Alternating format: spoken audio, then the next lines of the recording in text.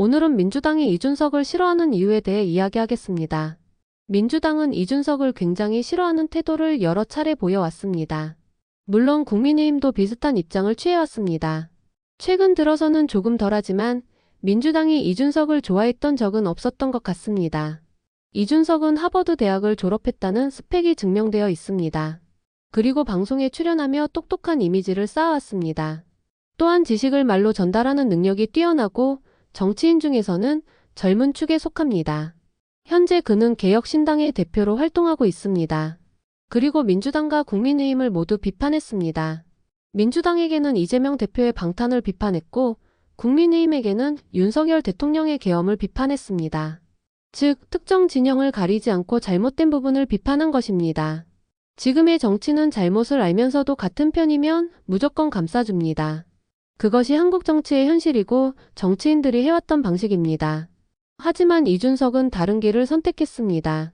그동안 표를 의식한 정치인들이 감히 꺼내지 못했던 말을 꺼내왔습니다. 전장현이 장애를 정치적으로 이용해 협박하듯 행동했을 때 이준석은 과감히 비판했습니다.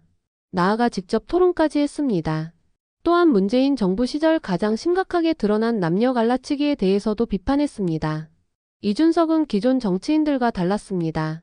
정치인들이 감정에 호소할 때 그는 근거와 숫자를 이야기했습니다.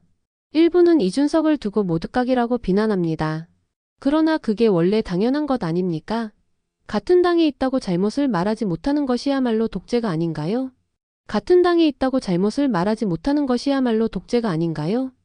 이러한 행보로 소외된 지지층을 결집시켰습니다.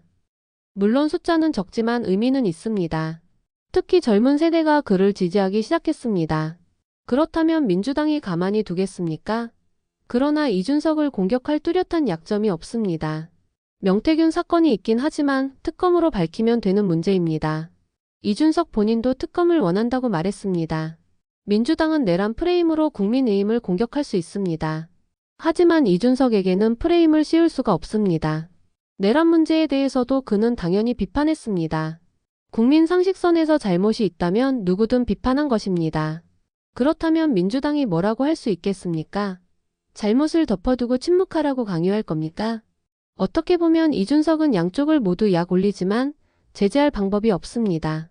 저는 10년쯤 지나면 이준석이 양당을 위협할 수 있는 인물이 될 수도 있다고 생각합니다. 제가 이준석을 과대평가하는 것일 수도 있습니다. 그러나 지금 한국 정치에 뚜렷한 인물이 없기에 그에게 가산점을 줄 수밖에 없습니다. 이준석은 논리와 근거로 싸웁니다. 그러나 민주당의 대부분은 감정에 호소합니다. 나이든 세대에서는 그 방식이 통할 수도 있습니다.